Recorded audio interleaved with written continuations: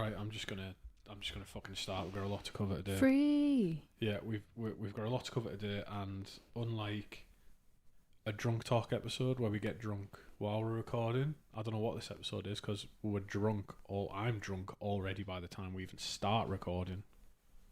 And I'm just full of pizza. Yeah. And So drinking. how are you doing, Rebecca? How are you doing? You all right? Yeah, I'm good. I've got a job today. Yeah. Very you did. exciting. Funeral care. Yeah. Looking after them dead people. Which to other people might give them the heebie-jeebies, but to me, it's fascinating and I'm very excited. Well, you're actually a barrow wight. So in the Lord of the Rings book, after the hobbits leave the old forest and they leave Tom Bombadil, they get captured by a barrow wight, which is a ghoul who haunts the places where the dead rest. That sounds great. That's you, my friend. Yeah. You're a barrow wight. That's my costume for Halloween sorted. Hi. Well, we've just got back from a fantastic evening. Becca and I went to this event at the Great North Museum, the Hancock Museum in Newcastle. Becca got us tickets, and it was a life and death kind of themes. So it was like all about the afterlife and stuff like that, and there was loads of exhibits on. But the best thing was, we were in a museum after dark. Now, I understand several documentaries have been made on what happens in a museum on a night. Yeah, Night at the Museum's my favourite one, like the original. Yeah, very well put together documentaries. Yeah. And I Dum dum, give me gum. I was very disappointed that the dinosaur skeleton did not come alive. And I couldn't play fetch with it like it was a big dog. However, we saw some shit under a microscope. Like, it was... we saw some... So the theme was, dead things can provide sustenance and living things can thrive within them. But it was under a microscope. So one of the researchers had been out into the car park, picked up like some dead wood, some fungus, some loads of really cool shit. I don't know if he went in the car park. I might be No, he said he'd gone in the car park. Right, I didn't want to be like disparaging his entire profession. So and they just had some like some tubs that you could put under the microscope. A petri dish. And I was looking at the chitin or the chitin or whatever the fuck you call it on a woodlouse. It looked like plates of armour. And it fucking moved, and I nearly died. The thing is, the whole point of the thing was that living things thrive off dead things, which is the dead wood. Well, I just thought the woodlouse was dead as well. So when it moved... Didn't get the memo, did you? Fucking shit myself. I threw myself back like somebody waking up in a Nightmare on Elm Street film. Like when they wake up out of a nightmare from Freddy Krueger and are like, wow, and just throw themselves back off the desk. That's exactly what I did. You entertained the people, though. So. Oh, yeah, they had a well good laugh at me. Yeah, it happened again when I was examining a centipede, and then all of a sudden that moved as well, and I still forgot that I was looking through a microscope and thought this gigantic bug was coming for me. So it was good. It was good. That's what Roman beer does to you. It was eye opening. Yeah, I got some cans of authentic Roman beer, like some like herbal Roman beer, and it was pitch black, and it's turning my stomach just thinking about it. And there was also some like student brewed beer as well that I got. And honestly, it's just been a bad night for drinks for me. I didn't think that one was bad. It all tasted like shit. And the thing is, I had a chance to have a Peroni, and I got that Roman beer instead. Well, you're trying to be a bit more cultured. I was trying to be cultured. Anyway, we've just got back from a fantastic night, but that's neither here nor there. If you're wondering where you are, you're listening to A Drunk History of Middle-earth with Chris and Rebecca, where we break down Tolkien concepts as if we're talking in a pub. Sometimes I'm drunk, sometimes Becca's drunk, sometimes we're both drunk, sometimes neither of us, but we're just talking about it like we were in, like taking Tolkien to the tavern. But with it being spooky season, we're going to talk about Ungoliant today. And I said this to you the other day. So many episodes start like this, where I say, I'm going to do all these people together because I don't think there's enough material on them. And then I'd dig into like Book of Lost Tales or History of Middle-earth or World War One, and I'm just like, oh shit, no, this is actually its own episode. Like I could just keep going forever on this. Yeah, you really deep dive. You go right down that rabbit hole of research. I do. No, a little bit disappointed. There wasn't as much language about Ungoliant. Oh, finally. Fucking gutted.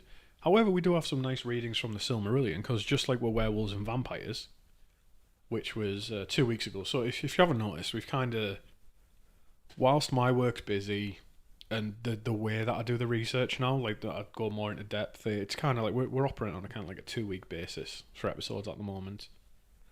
And frankly, we don't monetize this, and it's for free, so stop being a greedy cunt and just accept it. It's fine. If you want any more information in the meantime, come and talk to me on Instagram. Or listen to our backlog, don't be a bitch about it. I'm joking, I love you all very much. Right. So rude. Right, let's get into the giant spider. So, what do you know anything about Ungoliant thus far?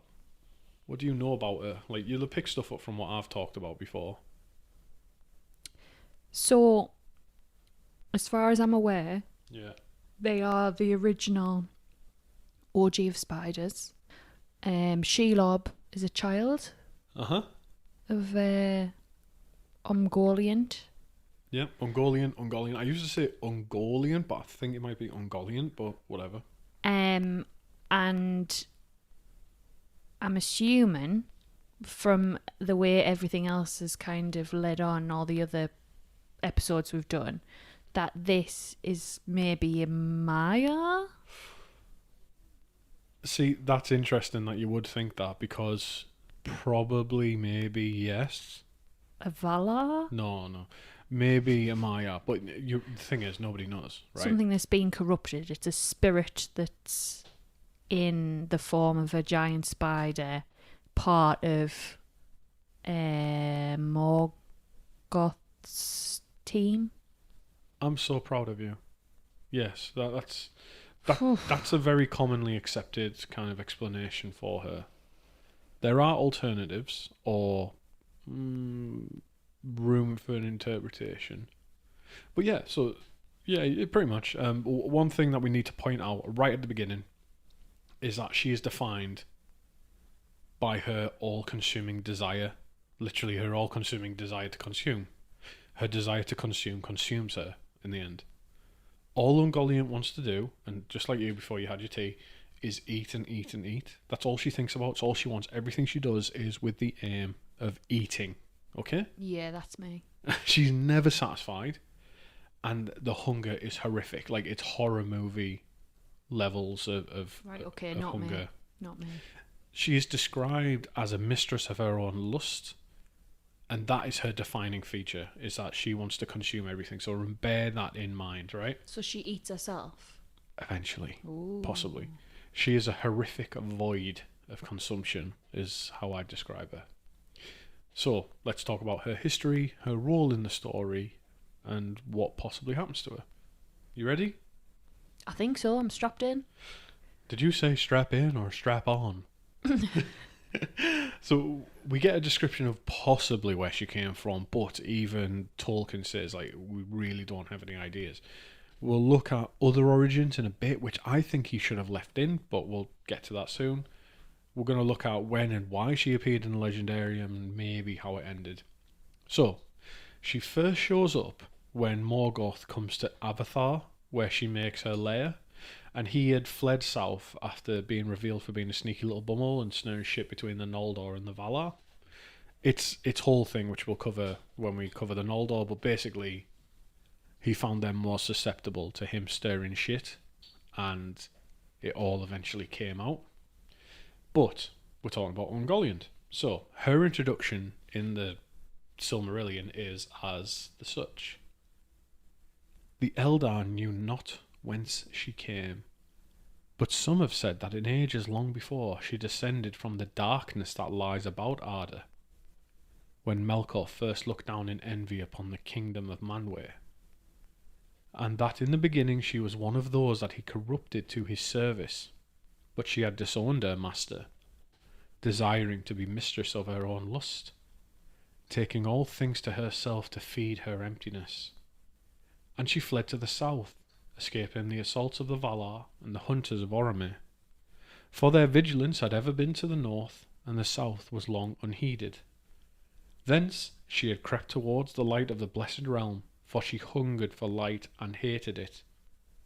In a ravine she lived, and took shape as a spider of monstrous form, weaving her black webs in the cleft of the mountains. There, she sucked up all light that she could find and spun it forth again in dark nets of strangling gloom, until no light could come to her abode, and she was famished. That makes me feel sick. I mean, it's great, but because it's created this response for me, but that makes me feel physically sick. She The cleft. she is Moist. She's eldritch in pretty much every sense of the word. Like, and the fact that something that she doesn't like, she wants to eat it to destroy it. Oh. And the light that she eats, it she strangles light with her webs and eats it, and it makes a darkness so impenetrable that Manwë himself can't see through it, and he sees everything. It's really fucking darkness. And I think there's always that element of, in darkness, like there's that fear, isn't there? She is Which is the fear. what something that we were like, but it's something that we were talking about tonight. Yeah, well, one of the exhibits... We were sat in the dark. One of the exhibits was two researchers studying our fear and the darkness and how they interact. Yeah. Yeah, good point. Very topical that we've done that tonight and then come for this. Yeah, because it's the unknown in the dark, isn't it? Yeah, well, Morgoth wants Ungoliant on his side, so he's wandering around Avatar and he finds her, and he has a plan to darken Valinor and kill the light of the two trees. You remember the two trees on El Azorha? Yeah. But she's a bit hesitant at first. She's like, I don't want to test myself against the Valar, all of them together. And Morgoth puts himself to it again. And we have the passage: when Ungoliant understood the purpose of Melkor, she was torn between lust and great fear, for she was loath to dare the perils of Aman and the power of the dreadful lords, and she would not stir from her hiding. Therefore Melkor said to her, "Do as I bid, and if thou hunger still when all is done, then I will give thee whatsoever thy lust may demand, yea, with both hands." Lightly he made this vow, as he ever did, and he laughed in his heart. Thus did the great thief set his love for the lesser. So it's her greed that gets her into this. Morgoth has no intention of honouring his pledge, and we'll see just how much he underestimates her. Well, if you know him like we do at this point, we've seen all his trickery. Don't trust a fucking word this cunt says. She wouldn't know that. Nah. To the extent that we do. Maybe she would, because it says, maybe she... the Eldar said that once she'd spurned her master. So maybe she kind of did. But it's that, greed takes her back again. She's like, oh, well, even if he is going to betray me, I'll still get everything I want beforehand. And for some funny reason, I have this feeling that she isn't going to survive long enough for him to give her what she wants. Well, interestingly enough, she does. She might. I think she survives longer than... I think she survives past the War of Wrath, which is longer than Morgoth does. It might just be the way that you read things so ominously. Yeah, so we see a greed for the light makes her accept the offer from Morgoth, and the reason she's in Aman at all is she crept up from the south. So she crept north and she got as close to the light as she dared, because even though she hated it and feared it, she desired the light of the two trees. And do you know who that made me think of? Someone who hates and fears something but wants it so badly as well. I don't know. I'm trying not to be funny. Gollum. Ah, yeah. So it's written that Gollum desires and hates the ring, but desires it above all else, right? So to me, it seems that Ungoliant and the trees are the same relationship, but on a cosmic scale, because of the massive difference in power. We're talking god levels of power, or demigods, whatever. So then I started to wonder, maybe it's no coincidence then that 6,000 years later, or maybe more, Gollum would be drawn to and then have a working relationship with Shelob, Ah, yeah. the daughter of Ungoliant. Friends. In that Family friends. maybe Shelob, she has the same desire to consume, right? But not as bad as her mother. But she would recognise something like that in Gollum. And maybe that, and I know it's like the whole point is that Shelob doesn't find him like worthy to eat, and that he promises to bring people to her, and he does. He's not meaty enough. Yeah, exactly. But it's just that relationship of like desiring, hating, fearing it, all mixed into one with Ungoliant and the trees makes me think so much of Gollum. Yeah. Yeah.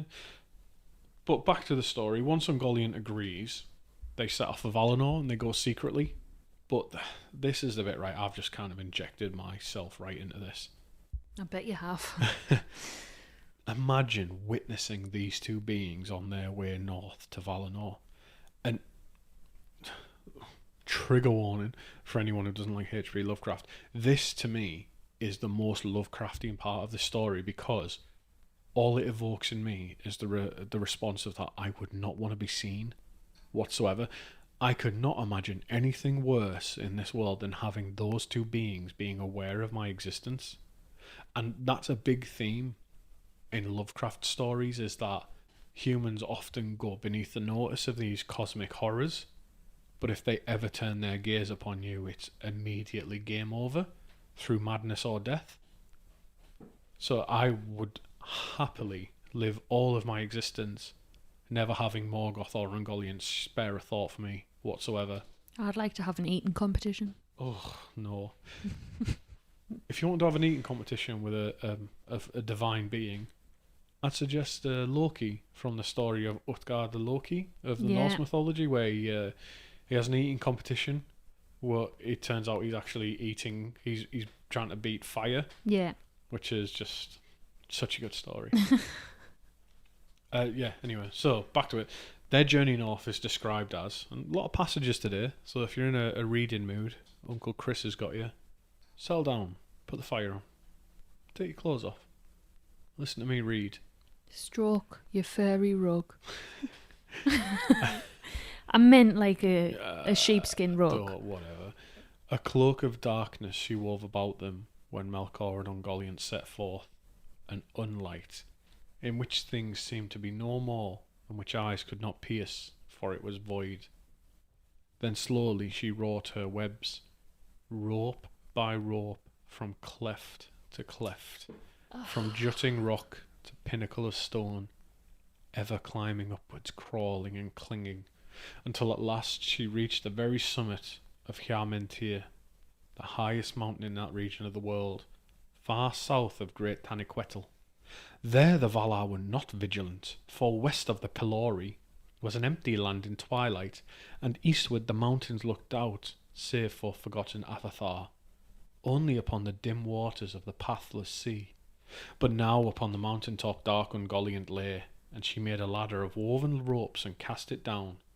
And Melkor climbed upon it and came to that high place, and stood beside her looking down upon the guarded realm. He's enjoying the word cleft, isn't he?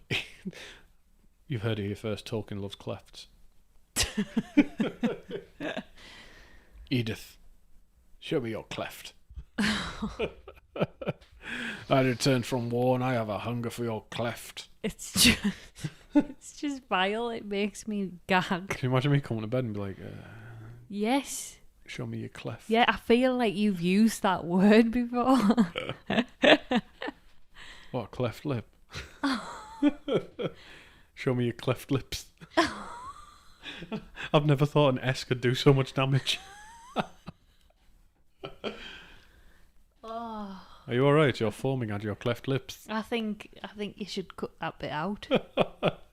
Never. It's disgusting. Never. Disgusting. I had someone message me last night and say they thought it was funny when we were describing how we want to see dwarfs fuck. And that was months ago. Was I drunk? Possibly. Because I can't remember that. Me neither. I then made a joke back, and she was like, "Oh no, I don't think that one was in the episode." And I was like, "Oh, it must have been another episode." And I was like, "How many times have I talked about dwarves fucking that I got confused?"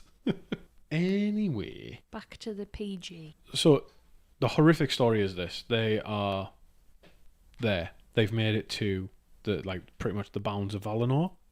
Yeah. Ungoliant was in this forgotten avatar, which was called something else in the Book of Lost Tales, which we're going to get into.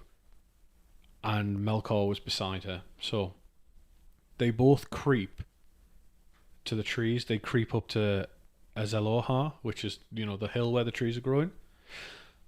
And they do this while a big feast is happening. And I'm sorry for anybody who knows what happened on this day, but I'm going to do the most egregious thing ever. There's a big feast happening. It's just a feast where Fëanor and his brother Fingolfin make up after a little bit of family drama. It's a story for another day, but that's basically all you need to know for now. A little bit of a tiff, resulting in a little bit of a falling out. That's like the episode description. Yeah, it's a little bit of a tiff, a little bit of a falling out, and it happens to be today that the make-up dinner is happening. This isn't like the Red Wedding, is it? No, maybe, kind of. So they creep up to the hill where the trees are growing, and Ungoliant this whole time, right, the reason they can't be seen is Ungoliant travels with a shroud of her unlight, like nothing can penetrate, it's just impenetrable blackness.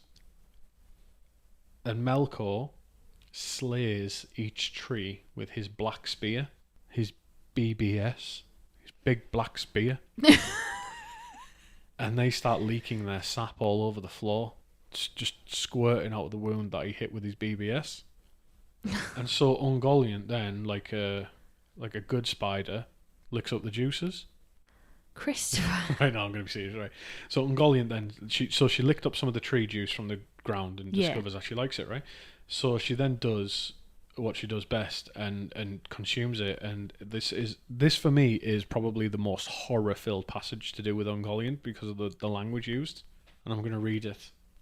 Ungoliant sucked it up, and going then from tree to tree, she set her black beak to the wounds till that they were drained, and the poison of death that was in her went into their tissues and withered them, root, branch, and leaf, and they died. And still she thirsted, and going to the wells of Varda, she drank them dry. But Ungoliant belched forth black vapours as she drank, and swelled to a shape so vast and hideous that Melkor was afraid. So 2 points I'm going to make that one. The first one there is, do you remember the wells of Varda? Yeah. From when we covered the trees? That's what she made the stars from. So Ungoliant just fucking drank all that. It's quite vampiric, isn't it? Oh, incredibly.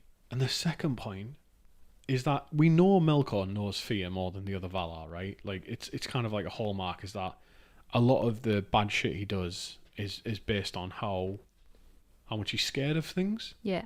But he's still the literal devil in this world. And it's no small feat to have the devil himself scared of you. I want to put that into perspective. Like, she is a creature that has put fear into Melkor. The Grim Reaper. Yeah, she's put fear into Melkor himself. Yeah. And I just want you to kind of reflect on that in terms of how powerful she is. Ooh, creepy. I'm glad we're doing this in October. This would be weird but in October it just feels right. I think it is as a man, but I think as a woman, once you've had your child, sometimes you feel like this type of being. What do you mean? Like, you feel like you're like straight after birth, you're like, yes, the most undefeatable person. I'll mess up every fuck that gets in my way. And then sleep deprivation hits. So, are you Ungoliant here, or are you Melkor, or are you the tree? Ungoliant? I think it's a woman thing. That you drink all the light from the world? No, just that sense of being like all powerful. Okay. Once you've had a child, you're like unstoppable. Okay. Straight after. I'd prefer if you didn't. And it goes downhill. Yeah, I'd prefer if you didn't compare yourself to a giant eldritch monster spider, but here we go. So, any other thoughts on her, killing the light from the world momentarily? I feel like if she gets to the point where she destroyed all the light, how would she then see her food? I wondered about this because I wondered, can she see in her impenetrable darkness? And then spiders go on vibrations of their webs, don't they? So if her webs are the ones that do it, so maybe it's the vibrations, fuck knows. That makes sense. But something bad happens here, and I liken it to, this is my interpretation, it's like a mini marring of Arda. Do you remember the marring of Arda where Melkor fucked up the world so badly that he started like making it eat, like putting himself into the world. Yeah. And everyone realized, so like once the trees go dark, everyone kind of realizes something's up, like the light's gone. And in the Silmarillion is put as, so the great darkness fell upon Valinor. Of the deeds of that day, much is told in the Aldudenye, that Elamir of the Vanyar made, and is known to all the Eldar. Yet no song or tale could contain all the grief and terror that then befell. The light failed, but the darkness that followed was more than loss of light. In that hour was made a darkness that seemed not lack, but a thing with being of its own. For it was indeed made by malice out of light, and it had the power to pierce the eye, and to enter heart and mind, and strangle the very will. Varda looked down from Taniquetil, and beheld the shadows soaring up in sudden towers of gloom. Valmar had foundered in deep sea of night. Soon the holy mountain stood alone, a last island in a world that was drowned. All song ceased. There was silence in Valinor, and no sound could be heard, save only from afar there came on the wind through the pass of the mountains the wailing of the Teleri, like the cold cry of gulls. For it blew chill from the east in that hour, and the vast shadows of the sea were rolled against the walls on the shore. But Manwë from his high seat looked out, and his eyes alone pierced through the night, until they saw a darkness beyond dark which they could not penetrate, huge but far away, moving now northward with great speed, and he knew that Melkor had come and gone. Into that cleft. Yeah, he fucked my cleft and left. So what do you think of that? It sounds very end of the world. It does, doesn't it? It is pretty apocalyptic, right? Yeah, that was the word I was going for. And it's messed up because like Orome and Tulkas, like straight away as soon as they realise what's up, like they try and go after him. And Melkor and Ungoliant did flee. They had to. And hunters and even, Tulkas, the big hard lad, he went after them, but they all got trapped in webs of impenetrable darkness. And that, for me, is another marker of how powerful she is. It's interesting as well that her power isn't just the darkness. She also harnesses the brightness of the light and combines it with the power of her darkness to make this greater force. Yeah, like it's not just an absence of light. It is darkness used. It's like an active darkness. Yeah, like how it pierces the there's eyes. not many people that I would know who can manipulate good into bad. Yeah, it's like it's that utterly consumes it. Supercharge. So it's like when we imagine darkness, we imagine very, very low light. It's not that. It's not even the absence of light here. It's an unlight. It's the active opposite of light. It's a vacuum. Yeah, pretty much, yeah. And like a lot of that is void. But so her and Morgoth flee northwards, okay? And the Valar themselves can't compete with her ability to make darkness or the unlight. But even worse is something that happens is that on the way north, they stop at Formenos, which is a place where Feanor and his dad lived for 12 years, when Feanor was kicked out of Valinor for being a cheeky little twat. Again, whole other story. And for anyone listening, I imagine you're just like, Chris, I can't believe you're just glossing over lists like that.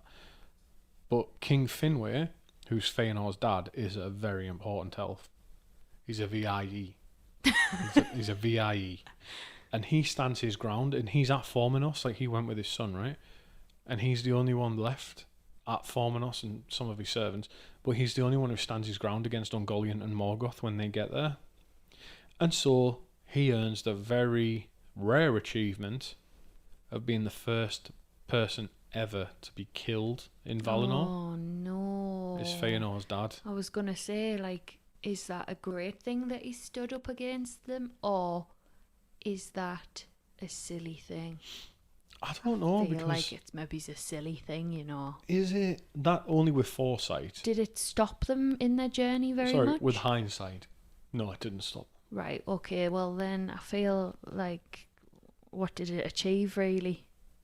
Apart from him feeling like probably he's done a great service and he's died in battle almost, but if you've not really achieved a lot, It's a sad way to die, isn't it? Well, arguably, with the gift of hindsight, we could say that this set in motion the events that caused Fëanor to proclaim his oath, the exile of the Noldor, and all the events that followed after it. But who knows?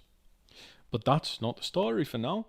So they killed Finwë, they broke apart Formenos, and they nicked all of the jewels, which included the very important Silmarils, of whom the Silmarillion is named after. And they went further north to a place called Araman, and they tried to come back to Middle-earth.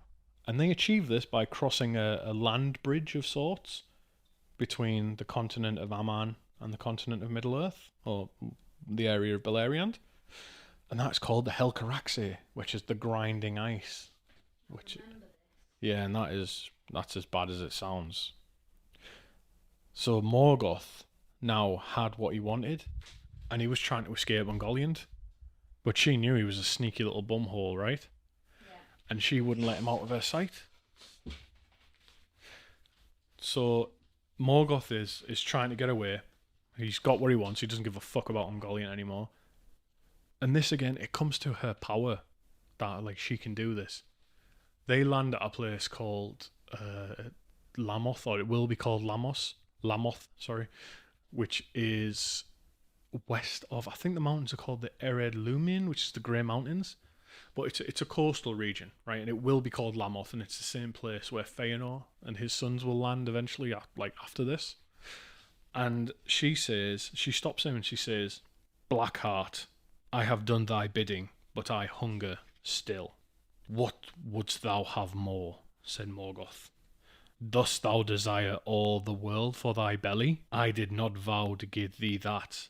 I am its lord." "Not so much," said Ungoliant, "but thou hast a great treasure from Formenos. I will have all that. Yea, with both hands thou shalt give it." Then perforce Morgoth surrendered to her the gems that he bore with him, one by one and grudgingly, and she devoured them, and their beauty perished from the world. Huger and darker yet grew Ungoliant, but her lust was unsated. "With one hand thou givest," she said. "With the left only, open thy right hand." In his right hand Morgoth held close the Silmarils, and though they were locked in a crystal casket, they had begun to burn him, because the Silmarils burn people who are unworthy or evil people, and his hand was clenched in pain, but he would not open it. "Nay," he said, "thou hast had thy due, for with my power that I put into thee, thy work was accomplished. I need thee no more. These things thou shalt not have, nor see. I name them unto myself forever." But Ungoliant had grown great, and he less, by the power that had gone out of him, and she rose against him, and her cloud closed about him, and she enmeshed him in a web of clinging thongs to strangle him. Then Morgoth sent forth a terrible cry that echoed in the mountains. Therefore that region was called Lamoth, for the echoes of his voice dwelt there ever after, and so that any who cried aloud in that land awoke them, and all the waste between the hills and the sea was filled with a clamour as of voices of anguish. The cry of Morgoth in that hour was the greatest and most dreadful that had ever been heard in the northern world. The mountains shook, the earth trembled, and the rocks were riven asunder. Deep in forgotten places that cry was heard, far beneath the ruined halls of Angband, in vaults to which the Valar in the haste of their assault had not descended, Balrogs lurked still, awaiting ever the return of their lord, and now swiftly they arose, and passing over Hithlum, they came to Lamoth as a tempest of fire. With their whips of flame they smote asunder the webs of Ungoliant, and she quailed and turned to flight, belching black vapours to cover her, and fleeing from the north she went down into Beleriand, and dwelt beneath Ereth Gorgoroth, in that dark valley that was called Nandungortheb, the Valley of Dreadful Death, because of the horror that she bred there, for other foul creatures of spider form had dwelt there since the days of the delving of Angband, and she mated with them, and devoured them. And even after Ungoliant herself departed,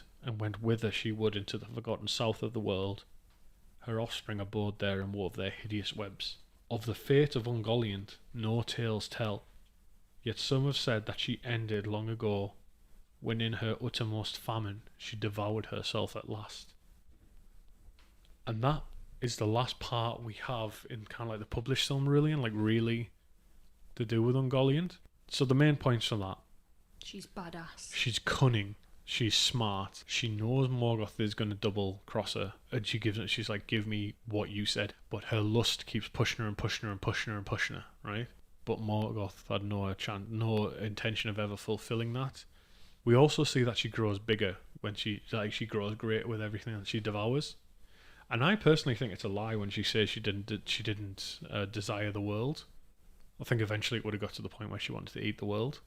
But then we see that, and this is interesting to me, Morgoth one-on-one probably would have died.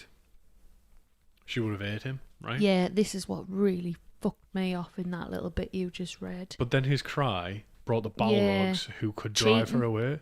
Well, cheating. It's weird because it's like... It's not a fair match. It's not, but kind of like the Balrogs. So the Balrogs are Maiar who put all of their power into their physical form, right? It's for their martial prowess. So how many Balrogs would it take to drive her off? Because Tolkien revised it later on and said there was no more than like 7 Balrogs maybe. And is it their fire? Is fire a particular weakness? Because fire is light, but fire isn't really light that can be strangled unless it's put out. Like, it's self-renewing almost. As long as you've got fuel, you'll have light with the flame. I don't know. It's weird, but yeah. Point being that she put the shits up the devil, but then the devil called out for his friends, called out for his mates, and his mates came. But that's it. That's the end of Ungoliant that we know of. Probably my favourite character. She's fucking terrifying. And so Ereg Gorgoroth is the Mountains of Terror, and Nan Dungortheb is the Valley of Dreadful Death, or whatever the fuck it means. Which are two of my favourite places that aren't explored, because Beren, in the Tale of Beren and Luthien, he's one of the only people, I think he's the only named person, or the named mortal, to pass through Nan Dungortheb and survive, but he never talks about it. He's too like traumatized, so he never talks about the terror that he saw there, which again is eldritch as fuck. Like, he just doesn't want to talk about it. And it's also said that in this area, the very waters will drive you mad. So whatever Ungoliant did there, she really fucked it up, and so did the people, like the spiders that she mated with. On her way south, I think the only noteworthy thing is that she tried to enter Doriath, which is where Thingol and Melian rule. Yeah. But the girdle of Melian, which is, that protective enchantment, stopped her. Which is then interesting in the grand scheme of things, because Karkaroth, the werewolf, he could break through the girdle of Melian, but Ungoliant couldn't. So I kind of like that, and it's kind of like inconsistent power scales. Like, Morgoth raised Karkaroth by his own hand, raising him, like feeding him living flesh, okay? Yeah. And he could break through the girdle of Melian with a Silmaril in his stomach and his terror and his madness. But Ungoliant, as a primeval spirit of the void, who could beat Melkor in a fight, Morgoth in a fight, couldn't. Yeah, but you haven't got them all lined up. No, that's true. Fighting against Morgoth, have you? Yeah, true. So yeah, she just had the gusto to, and she certainly had the guts if she was gonna consume him. Yeah, and it's not linear power scales either. It's not like Dragon Ball Z. It's not like, like she went Super Saiyan and all of a sudden she could beat Frieza, but she couldn't beat Frieza before, and like you don't go Super Saiyan 2 and now you can beat Cell. It's not really power scales like that. It's just how life works, isn't it? Yeah. It's like some people in the right place at the right time. And she was clearly,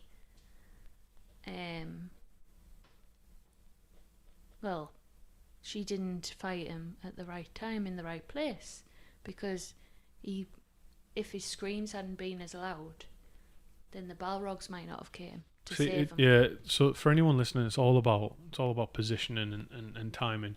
So I know for a fact that if I wait outside a pub at 11 o'clock at night and I wait for the drunkest, oldest man to come out, 10 out of 10 times I'm going to kick fuck out of him. because of the timing, and I'm using strategy, waiting for him to be walking home on a night, and I'll kick him in the nuts. You sound like a serial killer. I like to bind. I like to be bound. So yeah, it's so Ungoliant. She picked it. Yeah, you're right. She picked her moment. She knew what she was doing. Like, aye. So should we talk about some of the origins, possible origins of Ungoliant? Yeah, go for Because it. heads up, this episode is going to spend a lot more time here than on the language part, because she's got quite different bits of information depending on where you're reading. So the first one maybe is that she's a fallen Maiar, which obviously is like the big thing, right? Yeah. She's a Maiar. She was corrupted by Melkor, and then she spurned him for a long time, and eventually he found her again and was like, "Oh, come on." And then she was like, "Oh, okay then." Silly goose. But yeah, come on, you silly goose. But then she was still a Maiar, right? But then I've got another one that I think is better. I think that maybe she was the Void incarnate. So she originates from the darkness that surrounds Arda. When Melkor slash Morgoth was looking onto the kingdom of Manwë in jealousy. So, do you remember when the lamps were still around? The lamp, please. Yeah, do you remember the lamps during the Spring of Arda, where they had that perfect island in the middle of the world? And Melkor, or Morgoth, came back from the void, and he built his army beyond the North Lamp, where nobody could see him. Yeah? Okay, yeah. So I think Coming back to me. he was and he climbed over the walls of night and assaulted them. So I think she originates from the void, right? And I also think, I'm going to go a step further, right? I think she came from outside the timeless halls as well, which is Eru's creation. So not only did she come from outside of the universe, Ea, she came from outside of Eru's direct control, which is the timeless halls. And I've drawn parallels before when I've talked about this, but I'm going to bear repeating it here. In the novel It by Stephen King, the monster that is stylized as the clown, Pennywise, exists from outside of the known universe. It's not a clown. A clown is just one of the forms it takes because it feeds on fear. But the closest the human mind can come to comprehending its true form is a giant spider. And that's how the kids and and eventually the adults, they see it as a giant spider.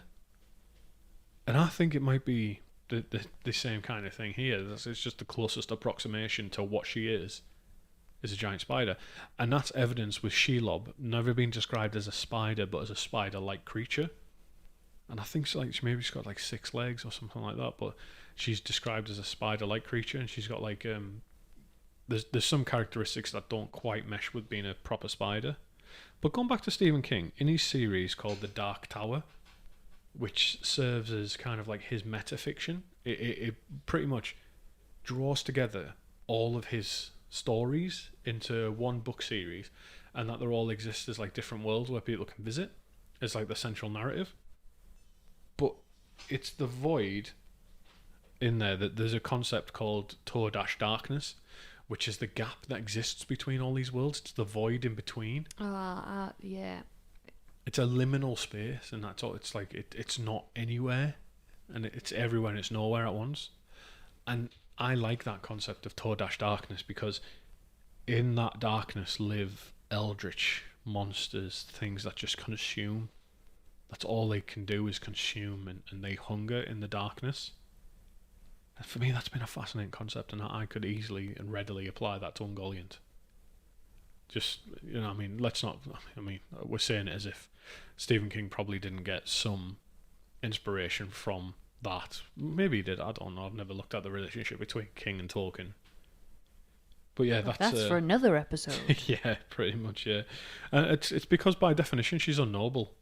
And that's fine. That's fine with me, because it gives us all this room for discussion, doesn't it? Like, I don't know. Do you have any thoughts about what you might be, based on what you've heard today? I think potentially she is like a demon, Yeah. Okay. and I see her as more powerful, like more powerful than Morgoth, Uh-huh.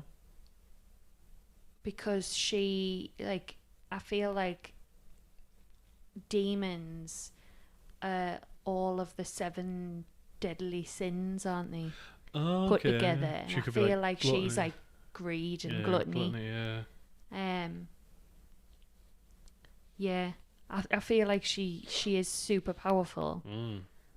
but she doesn't have certain elements of like cunning and things that Morgoth has, and also like the background in terms of like building an army, because why would she need to build an army? Like, her aim is to consume, it's not to be a politician. Yeah, it's not domination. Yeah, It's consuming. yeah.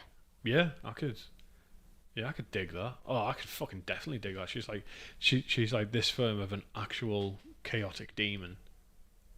Yeah, I could dig it. You go, girl.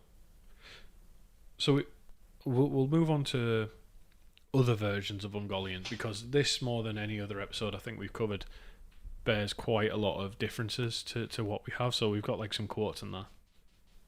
So in the Book of Lost Tales, which is Tolkien's earliest versions of the Legendarium, we've got Melkor, or Morgoth, is he's called Melkor, actually, in the Book of Lost Tales, Melko. Nice brand name. Aye.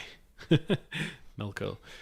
He's wandering in the south of Aman, and it says, therefore he seeks until he finds a dark cavern in the hills, and webs of darkness lie about, so that the black air might be felt heavy and choking about one's face and hands. Very deep and wandering were those ways, for here dwelt the primal spirit Moru, the primeval spirit Moru, whom even the Valar know not whence she came, and the folk of earth gave her many names. Mayhap she was bred of mists and darkness on the confines of the shadowy seas, in that utter dark that came between the overthrowing of the lamps and the kindling of the trees. But more like she has always been, and she who has loveth still to dwell in the black place, taking the guise of an unlovely spider, spinning a clinging gossamer of gloom that catches in its mesh stars and moons and all bright things that sail the stars. Indeed, it was because of her labours that so little of that overflowing light of the two trees ever flowed into the world. For she sucked light greedily, and it fed her. But she brought forth only that darkness that is denial of all light. Ungoliant, the great spider who enmeshes, did the elders call her, naming her also Wirilome, or gloom weaver. Whence still do the Noldoli speak of her as Ungoliant the spider, or Gwerloom the black. I think you should have kept so much of that. That was fucking mint. Like, the reason that you don't see as much of the light of the two trees is because she fucking kept it. And it does expand upon this. Like, he does go into a bit further detail in the Book of Lost Tales about why you don't see as much light in the world is because of her. Kind of makes her more wizard-like as well, that she's got a wizard-like name. Yeah, like Ungoliant. So black. She's got some other names. So right, there's Ungoliant with an O, Ungoliant, Ungoliant, Gwerloom, Wiriliome, and Moru. It's like, and we've still got some details there which make it to the published Silmarillion, and then like there's some changes. So like in the published Silmarillion, Melkor goes south to find Ungoliant in her lair called Avathar, but in the Book of Lost Tales it's called Arvalin. And then also in the Book of Lost Tales, she finds Melkor while he's wandering, not the other way around. Like he goes south to find her in the published Silmarillion. In the Book of Lost Tales, she just happens upon him while he's wandering around. Like, and he's got like a crew with him. He's got people who fled with him. Yeah. Then it's because he's in the south in the Book of Lost Tales because he's looking for a way to escape. But then in the published Silmarillion, like obviously they kill the trees together. But in the Book of Lost Tales, she doesn't kill the trees herself, but instead she's attacked by an elf called Daurine. Daurin, who hacks off one of her legs, but her blood poisons the blade that he uses, and so she throws a web around him, and Melkor kills him, and then he picks up the sword that's poisoned and stabs the tree Silpion, which is the Quenya name for the silver tree, Telperion. You have the silver and the gold tree. Yeah. But what I want to focus on here, right, is one of her names is Moru, the primeval spirit of night. This to me suggests that, like, in these earliest days, that he had her as the Void incarnate, which I think is the most metal fucking. I wish he'd kept that, because that's the most metal explanation of Ungoliant. So that you've got Ungoliant and you've got Tom Bombadil, two people who are completely unexplained, like in who they are. And I know you laugh. His name always makes me. I know you laugh because like one's good, one's bad, but they are like on the same level of ridiculously powerful people who have no real explanation, for good reason. And then check this out, right? And I think he should have kept this. In the Book of Lost Tales, it's written that since Melkor holds the north of the world and Ungoliant holds the south of the world, the sun and the moon would pass east to west across the sky, because the blessed realm of the Valar was in the west, and the lands of Middle-earth that hungered for light were in the east. And they craved light. I don't know if they were called Middle-earth at that point, but it's the dark lands that craved light were in the east. So that's the whole. That might be one of the canonical reasons, is that in the earliest versions, Melkor was too powerful in the north, and Ungoliant was too powerful in the south. She strangled and ate the light, so the sun and the moon had to pass east to west. Which is just like, that's amazing. My brain's hurting. Might be the alcohol though. Aye, but so even though in all versions, right, we don't know what happens to her, in the Book of Lost Tales, she seems to escape back to Avatar after everything, and that there's no mention of her like eating herself and just continues existing with her dark webs. So she might be in like fucking South America or Africa or something. Like if she'd survived, probably South America in the jungle, right? It's got to be like big fucking spiders. A humid cleft. A humid cleft. She's in Peru in a humid Moist. cleft. Right, we're nearly at the end, so let's do some language. Oh, jeez. Ungoliant is a warping of Ungoliente. I don't know how I went Spanish. Ungoliente. Caliente. Yeah, exactly. I think that's what I'm channeling, right? Ungoliant is a warping of Ungoliente, which means dark spider in Quenya. And Ungoliant is a friendly form of the Quenya name. However, in proper Sindarin, strictly, her name is Delduthling, which means horror night spider. And that is the coolest fucking band name ever.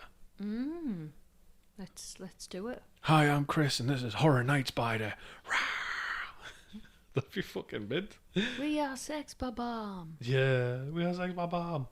But the word Ungwe means spider's web and is a noun in Quenya, and it's also the name of the 8th letter of the Tengwa alphabet, which is the written language used by lots of people in Middle-earth. This is the first time we've ever brought up Tengwa. I watch a guy. Just go to bed now. I watch a guy who teaches Tengwa on Instagram. And it's fucking beautiful. But he uses Procreate on the iPad, so I can't use my graphics tablet because I use like Photoshop. So I don't know how to recreate it. I need to ask him. And then the last bit of language is that the name of her lair, Avatar, in Quenya. This is weird. It says quote unquote ancient Quenya. I don't know whether that means the earlier versions of the Legendarium had stuck around somehow, and that's why it's called ancient Quenya. It's definitely not primitive Quenya, because primitive Quenya was done before they got to Valinor, and this is a region of Valinor, of Aman, sorry. So I can't see them naming it after something like that. But anyway, Avatar in some form of Quenya means the shadows. And yeah, that was just a very long way for me to say I don't know what ancient Quenya is. But that's it. That's Ungoliant. I can't even go into the other spiders. We know that she mated with some spiders in Ered Gorgoroth and Nang Dungortheb, and she ate them. Yeah, and the only ones to survive were the ones that got away. So Shelob, her daughter, then Shelob moved, obviously escaped the ruin of Beleriand, and had her own little issues in Middle Earth. But that's it. How do you feel? Knowing all that about a big spider? Yeah, loved it. Really enjoyed it. Apart from that last little sort of language section, which I clearly absolutely hate them. I can't stop doing them. But They're too much fun. But yeah, really enjoyed it. And she's just badass. Favourite character. Yeah? Yeah. Should we count her up there as one of Tolkien's strong female characters? Yes. Fair enough. I've never looked at it like that, but I can see your reasoning. Fair dues. Right. I think we're going to say adieu from us. So this has been one of the second episode of our spooky season. We might get in one more before the month ends, but yeah, we'll see how it goes. But yeah, that's a goodbye from me, Chris. Auf Wiedersehen. Bye.